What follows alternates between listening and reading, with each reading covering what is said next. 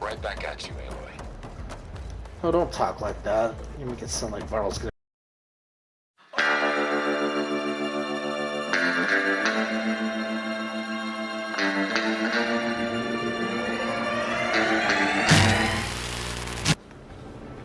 Ugh.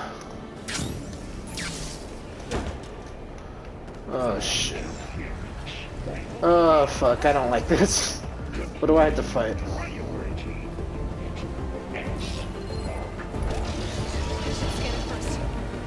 There's things on its legs and moving. I think it's charging up.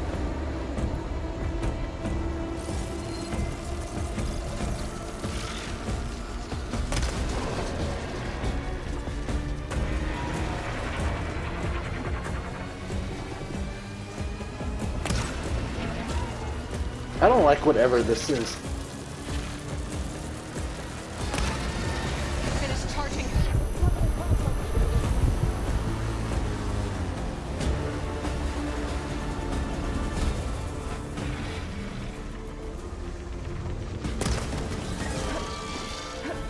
I don't like this. I don't like this.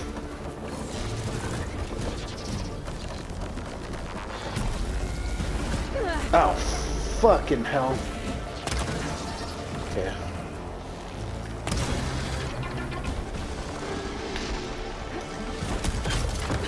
Got plasma on me. It's gonna explode any second.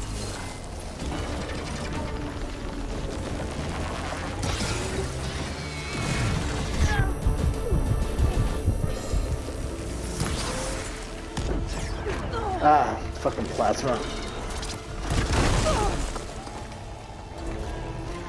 Come on, move.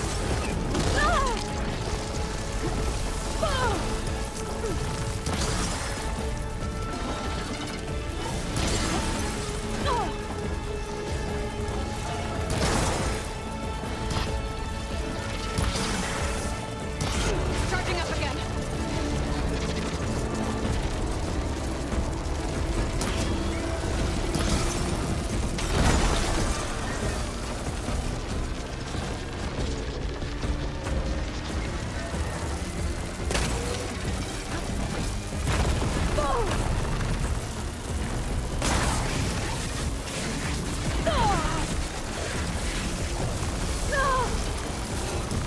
I'm totally gonna die. Maybe purge water.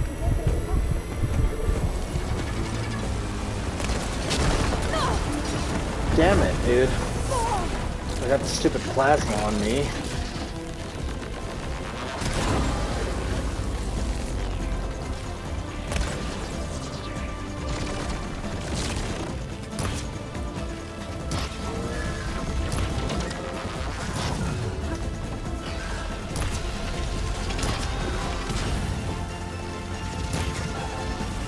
Gotta get more ammo.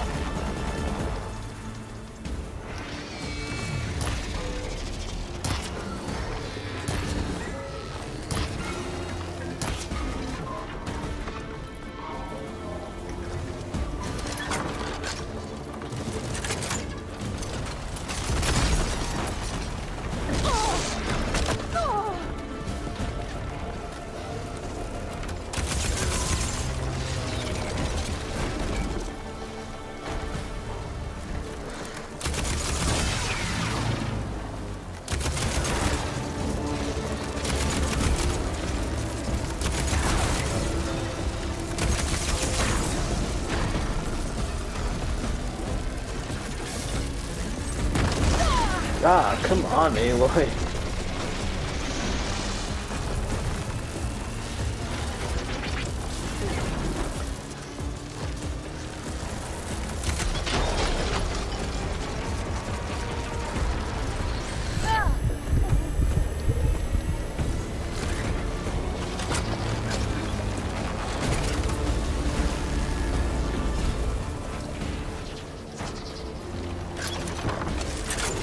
Come on.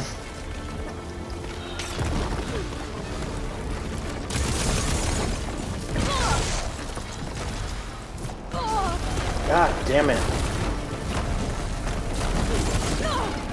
Ah.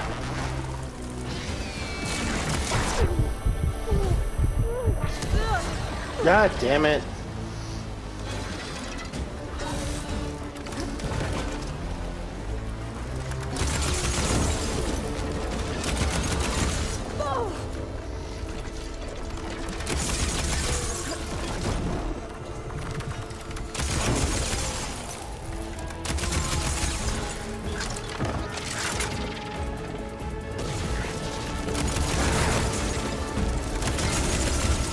Moment before thought.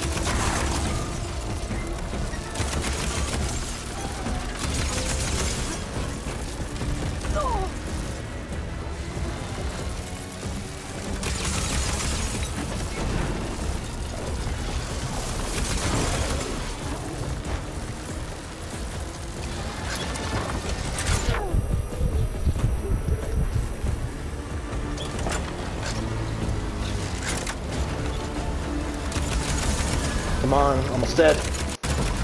Got it. It's done.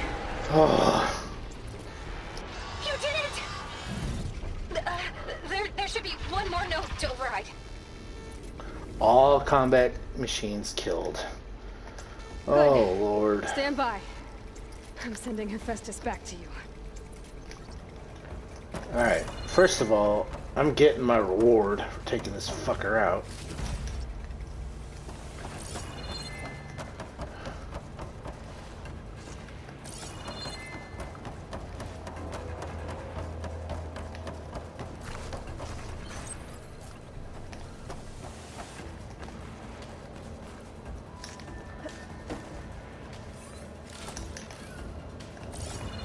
Anything else?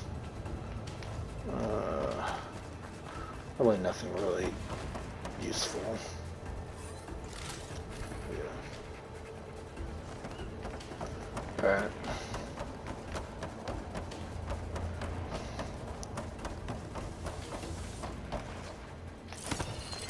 Let's override this bitch and send him packing. No more hiding, Hephaestus!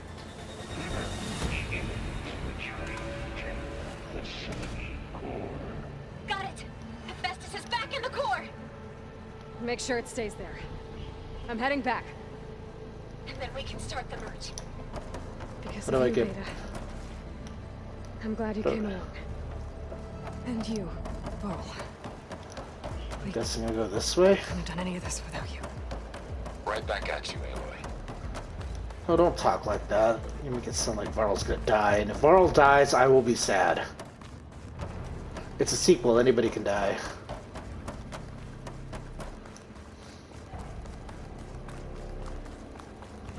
You know, the machine wasn't as bad as I thought it was gonna be, but it's still terrifying.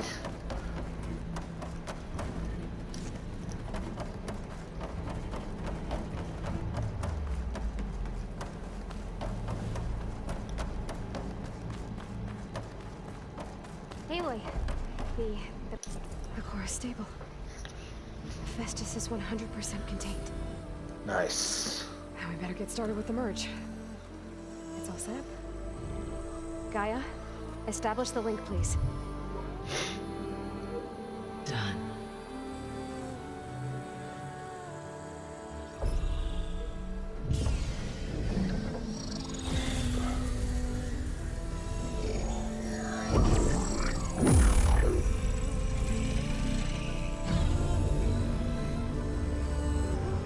Okay, to complete the merge, we need to excise Hephaestus' malicious code. Carefully.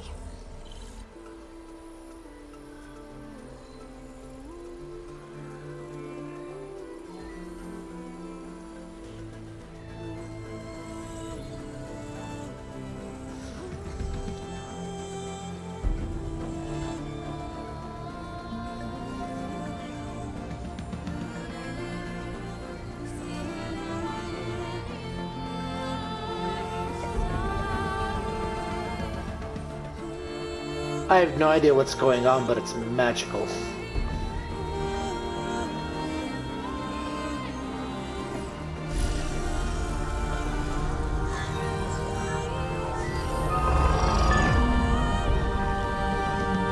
Aloy! Look!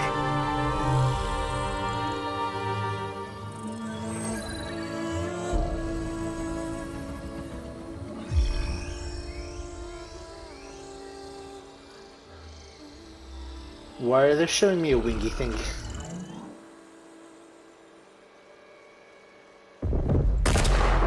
Do I get a wingy thing? Well, Oh, hello, fuck, duck. redundant copy. You cost us quite a lot of time.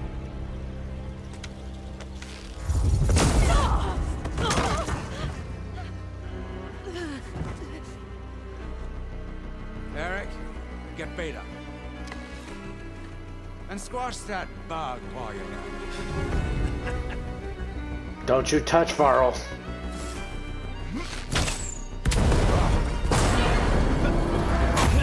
Nice.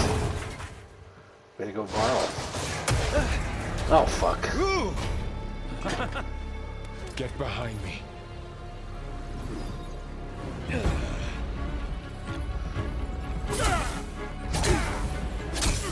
Come on, quit screwing around. No. Now we're having fun, right? No! Varl!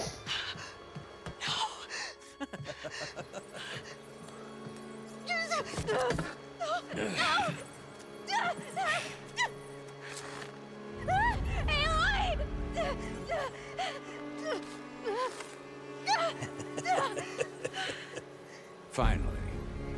Tilda, get Gaia and Hephaestus ready for transport. Tilda! I failed. Hush. All is not lost. Tilda! What the hell are you doing? Stop her! What the hell is going on? I can't even see her. I'm emotionally drained and confused. Is Varl dead? Please don't. Not my boy Varl.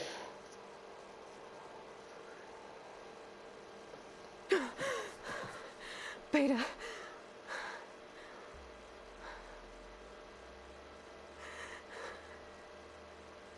Varl.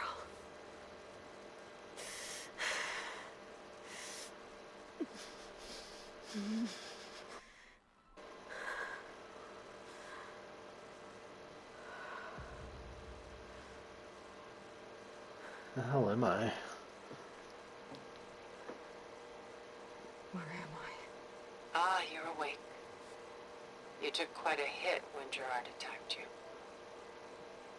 I imagine you must still be in a great deal of pain. I can assure you that we are safe. The others can't detect us here. You mean the other Zeniths? You must be Tilda.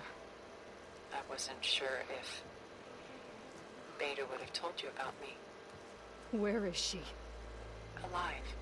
And while she isn't where she wants to be, not in urgent danger. We must discuss how to get her back, of course, after you've shaken off the cobwebs. When you're ready, take the stairs down the hall and come see me. In the meantime, I'll make breakfast. Breakfast. Okay.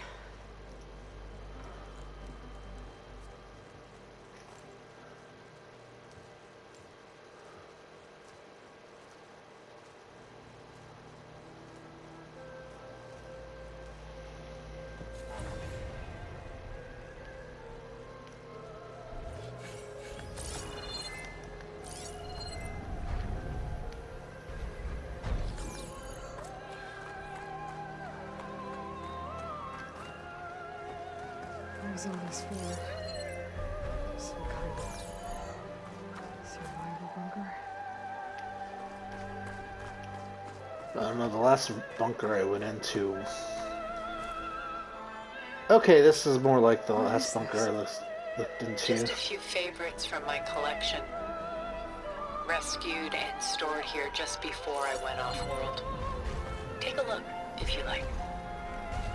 I'm curious to hear your impressions. My friend is dead. Beta and Gaia are gone, and you want me to look at old paintings? Don't be so quick to dismiss the comfort we can find in art, or the insight we might gain. My favorite pairing on the left is Woman reading a letter by Vermeer, the true master. And on the right is a forgery. Woman reading music, which fooled experts into believing it was a priceless original. Early in my career, I became fascinated with such deceptions. Eventually, I developed scanning her software voice sounds that could familiar. detect fakes with unparalleled accuracy. Is that Does that Trinity? give you enough money to buy your way onto the Odyssey? Oh no. I made my real fortune later. That sounds like Trinity from the Matrix. Oh, I can't look at this one.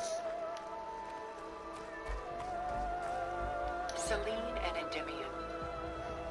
She's the goddess of the moon, whereas he's a simple shepherd. Beside her is the god of love, Cupid. So she's sneaking up on him? More like visiting him in secret. The torch that Cupid bears represents Selene's undying infatuation with him. Though the two must remain apart, her love will forever burn. This is Rembrandt painting Jeremiah, a man in mourning. Mourning what? His home. The ancient city of Jerusalem.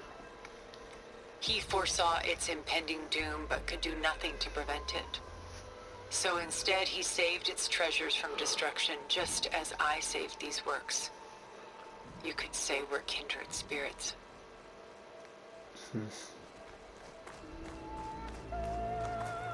A portrait of the painter, Rembrandt's son Titus, depicted in the habit of a monk. I don't get it. Why would someone like you, with infinite resources, care about this painting of a boy in a hood? It's not the image itself, but the feeling it conveys.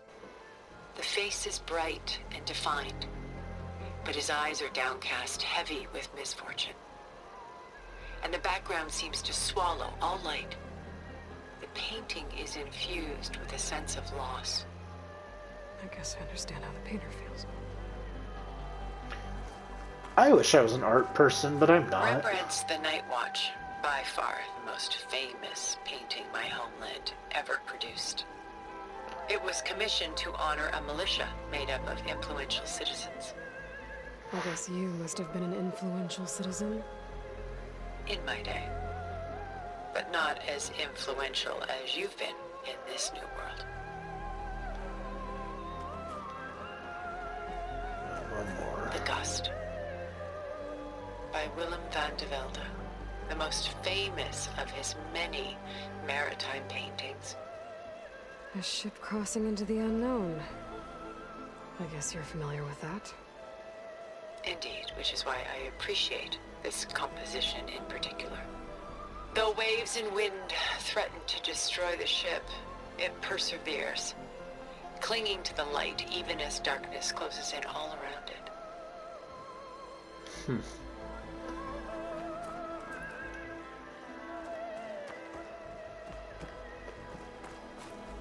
Stunning, isn't it? Paintings were the only masterpieces of my people's golden age. This is Van Vianen's Leaded Ewer, molded from a single sheet of silver. What was it for? How like Elizabeth you are. Function over form. Its practical purpose was less important than its meaning. Van Vianen created it in honor of his late brother, who himself was a famous silversmith. A memorial. That Atlas over there. Such beauty from sorrow.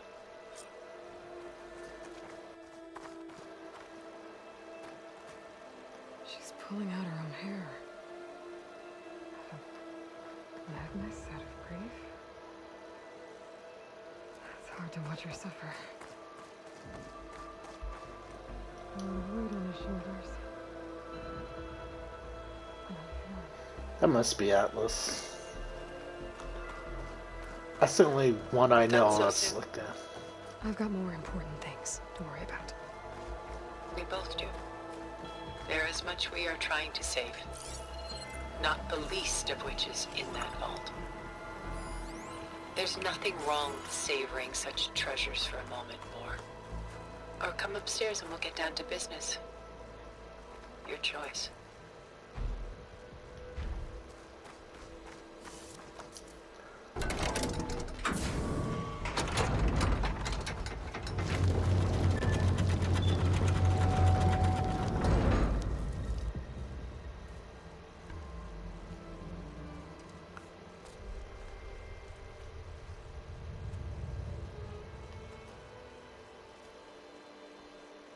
There you are.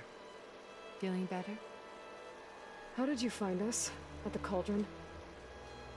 And what did you do to everyone right before I passed out? All business, I see. Well, suffice it to say we were keeping a very close eye on HEPHAESTUS, knowing we would need it at some point. Your ruse didn't fool us, and as for my little trick, it was an overload of the senses, accompanied by an energy discharge. Gerard and Eric were only momentarily disoriented due to their shields, but it rendered you unconscious while I got you out. Perhaps some breakfast might steady you a bit? Will it bring my friend back from the dead?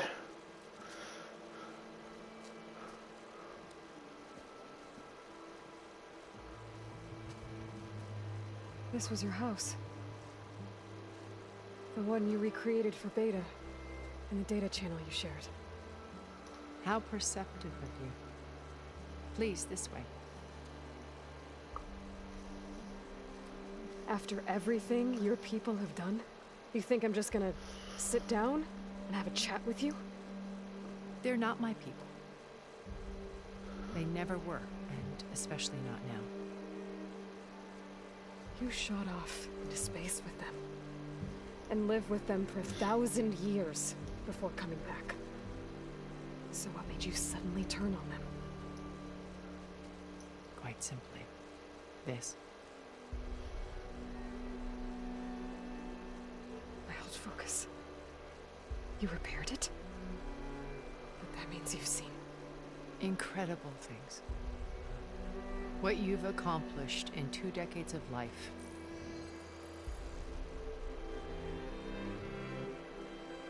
A 1,000 years at my back and I haven't even come close.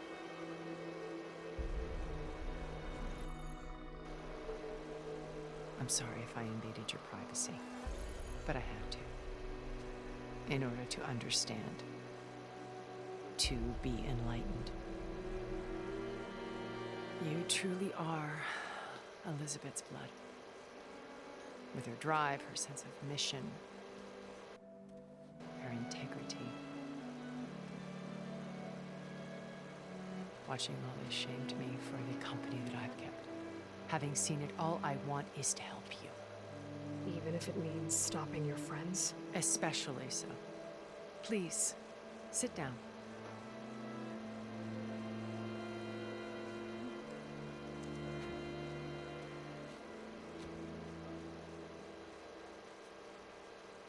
There. That's better. Now, we must recover Beta and Gaia at all costs. By now, you must know that Gerard intends to use Gaia to reboot the Earth's biosphere. Remaking this world to specifications that would only suit us immortals. This process will kill every living thing on the planet. He calls it a clean install. Not if I stop him first. Not if we do. And once he and the others are gone, we can work together to fulfill Elizabeth's dream. I'm sure Beta told you that there's a build of the Apollo database on board our ship. A complete collection of human knowledge. With that and Gaia, we could do everything Elizabeth wanted. Heal the biosphere, educate the people I of this don't world, trust her. I'll be honest. create the world she imagined. Let's not get ahead of ourselves. From what I've seen, your friends are invincible. I do wish you would stop calling them my friends. And they're not invincible. In fact, a friend of yours, has found a way to defeat them. Silence. Oh, he's been a busy bee, building an army powerful enough to crash through Gerard's precious base. Yeah. Regala and her rebels. Even now, she's preparing a final march on the Tenakth capital. When she wins, she'll have the entire tribe under her control. Hundreds of warriors and machines to throw at the base. She's been duped. They'll all perish, of course. But it should be enough to break Gerard's defenses and allow Silence to kill him. Along with all the others. Using the new weapon he's developed. Yes, he's found a way to circumvent our shields. Truly an exceptional man. He's planned for everything. Except you and me. You see, while his army is battering down Gerard's doors, you and I will sneak in through a back way. One that only I know about. While Silence and my friends are busy battling each other, we'll take back Beta and Gaia. I told you I want to help you. I mean it. She wants something. I just don't trust anybody in this world. My old focus. How did you find it, let alone repair it? When we encountered you at the Hades Proving Lab, Gerard saw you as a redundancy. I knew better. You were a revelation. After your dramatic escape, bravo, by the way. Gerard and Eric assumed you were dead and gave up the hunt. I wasn't so sure. When the others were busy, I returned to the lab and searched for any trace of you. That's when I found this little treasure. Not easy to repair, but certainly worth the effort. As I watched your life unfold, you were like a splash of color on a worn canvas. What Liz was, and more. Did you show it to the others? Of course not. It was your actions that inspired me to defy them. It's worth noting that if I hadn't found it and watched its contents, I wouldn't have known to save you at the cauldron. You'd be dead. So I should be grateful? If you like.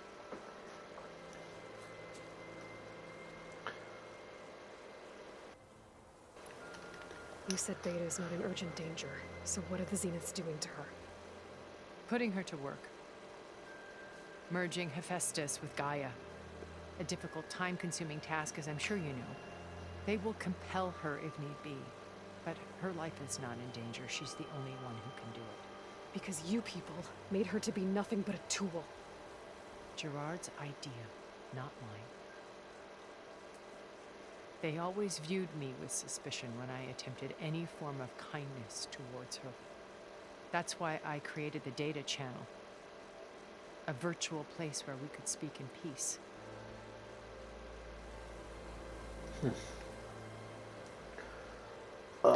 There's so much to listen to. Elizabeth. What was she like? Liz was everything she was. I see in you. And your ingenuity, your determination, your moral compass. You've managed to distill her greatest qualities and make them your own. I'm not asking about me. Tell me about Elizabeth. What was she really like? The honest answer is that I don't actually know. For all the time that I spent with her, she always kept a part of herself locked away. It was like that from the moment we met.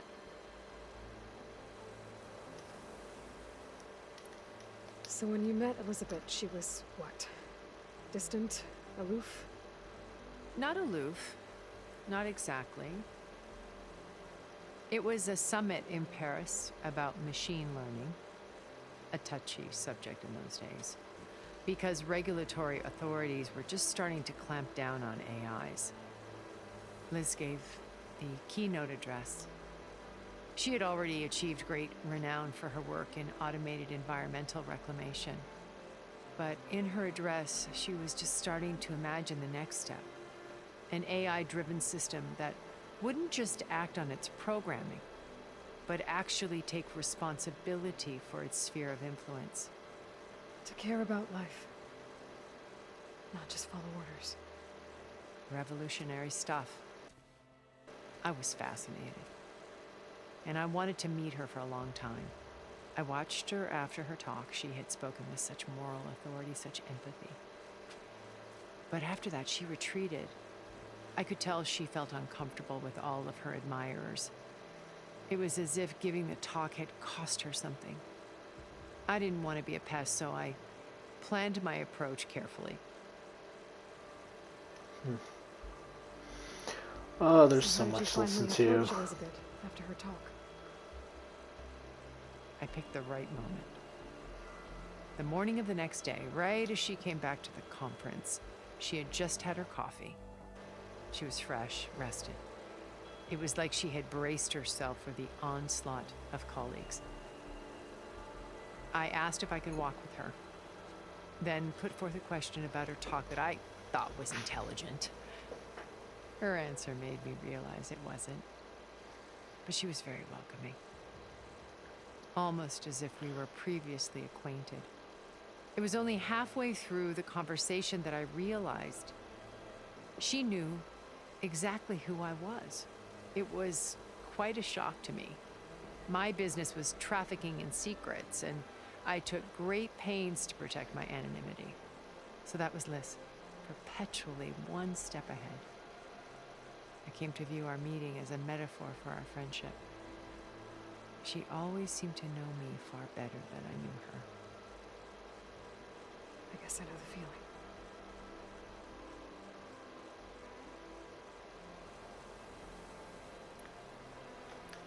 So you know all about me.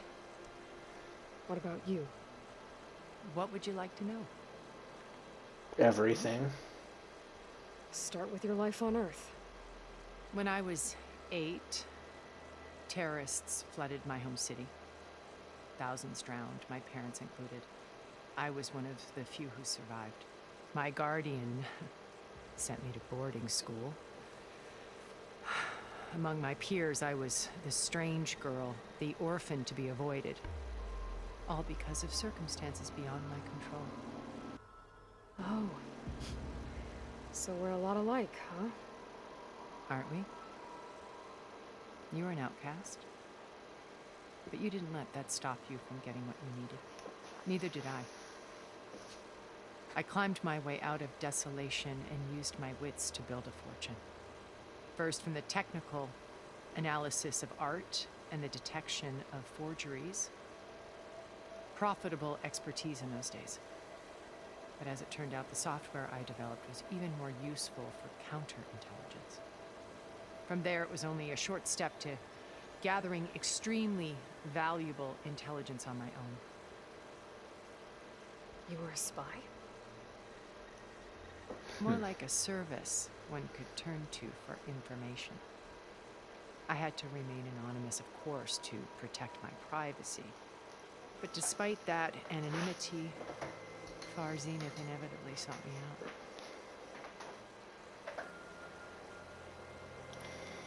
What Oh, my happened lord. when Frozen approached you? They painted an irresistible vision of humanity's future. One where we need not fear illness or death, where we explored the furthest reaches of the stars and thrived. It was only later that I realized that they only intended to bequeath this future to the rich and powerful. By the time I finally figured it out, the walls were closing in, Pharaoh's machines were devouring the earth. So I accepted Far Zenith's invitation to a berth on the Odyssey.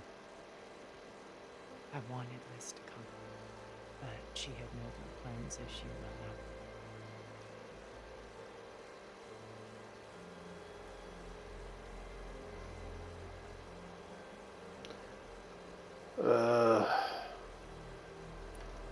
So you didn't know the other Zeniths were monsters until it was too late? I knew some of them were, certainly. It wasn't until we were off-planet that I understood the true scope of their greed. I was grateful to simply be alive, but the others became obsessed with a kind of effortless immortality. They built a colony where machines serviced their every need, where any memory or fantasy could be endlessly savored in virtual reality. It wasn't life. It was stultifying, a pampered dream state. As the decades passed, I withdrew more and more, alone yet again, but this time with eons to consider my mistakes. Now finally, having met you, I feel like I have a second chance. To do what? Help you, of course. To fulfill Liz's dream, which isn't so different from Farzinith's original vision. A better future for humanity.